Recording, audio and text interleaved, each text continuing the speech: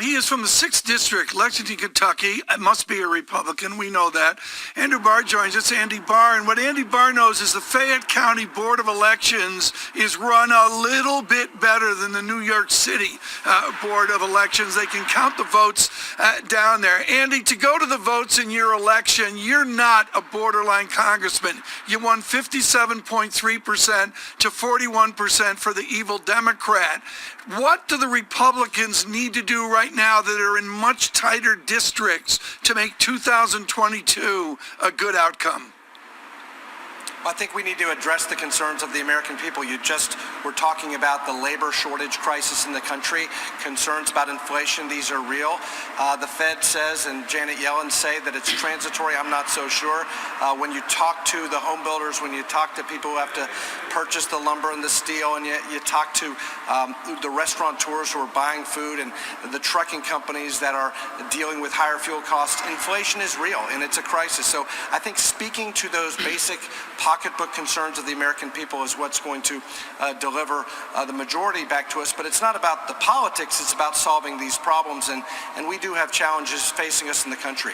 What should Jerome Powell do in his policy? Should he address Lexington, Kentucky, or should he address something like New York City? He's got to address us all. How does he do that? Well, I think what the Fed should be doing is listening to Robert Kaplan, the president of the Dallas Fed, who has been the most hawkish on this inflation question. And to his credit, Chairman Powell has encouraged these dissenting voices to talk about the real issue of inflation. And we do not need to be buying $40 billion a month in mortgage-backed securities with home prices going through the roof. This is fuel to what could be another bubble, and we need to watch and guard against that. Look, we've had historic levels of monetary and fiscal stimulus pushed into this economy. We are in recovery, but this is fueling a potential asset bubble that could create major problems going forward, and we don't need a situation where the Fed is forced to slam on the brakes and push us into a recession. Congressman, let's talk about the infrastructure spending plan, the $579 billion bipartisan deal that was struck. At what point would you be willing to sign off on that, even if there were a reconciliation bill that was sort of attached to it, the Democrats were pushing through? Do you have a price tag on how high you would be willing to accept for that bill? It's not as much about a specific price tag, Lisa. It's more about are we focused on core, real infrastructure? And we're not tying it to an unrelated Green New Deal or social spending agenda that has nothing to do with the needs of the country. Look, we need a bipartisan deal to rebuild our country's infrastructure. Look no further than 75 miles north of my home district in Lexington, Kentucky.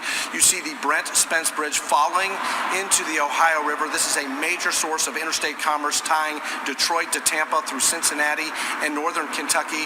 This is a critical infrastructure project, but there's more of these all around the country, and we need to rebuild our country's infrastructure for growth, for safety, for the efficiency of our economy and productivity.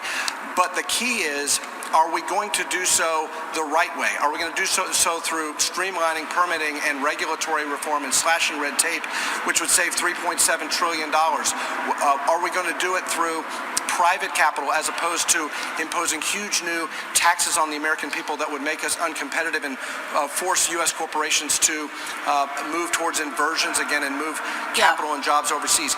That's the question. What does it look like, and is it really focused on core infrastructure? Congressman, would you be willing to sign off on the $579 billion plan, regardless of what happens elsewhere, because of the need that you were talking about to rebuild some of those bridges and roads? Yeah, the bipartisan deal struck in the Senate looks good, but what was very discouraging is when President Biden, I think his hand was forced by the extreme far left and the progressives to tie it to this reconciliation bill that would massively expand the welfare state. I think him walking that back gives us more hope.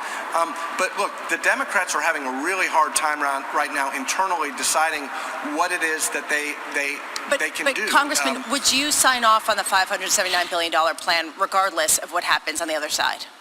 Yeah, I've looked at the kind of the broad parameters, and it looks positive, much better than where the administration started.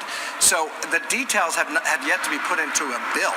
So I would want to see that before I would commit to it. But yes, certainly this is much closer to, or in the ballpark, if you will, than what we were seeing earlier from the administration, and untethering it from all of the other far left-wing agenda it gives us hope that there can be a bipartisan agreement. I would be surprised if we got there until the fall because of the demands of the far left in the House. And the president can show some real leadership here by pushing Speaker Pelosi to abandon the far left fringe of the party and come to the center and really focus on core infrastructure as opposed to the Green New Deal or some of these other social spending priorities of the Democratic Party. Congressman, always appreciate your time. Let's catch up again soon. Congressman Andy Barr there of Kentucky. Thank you.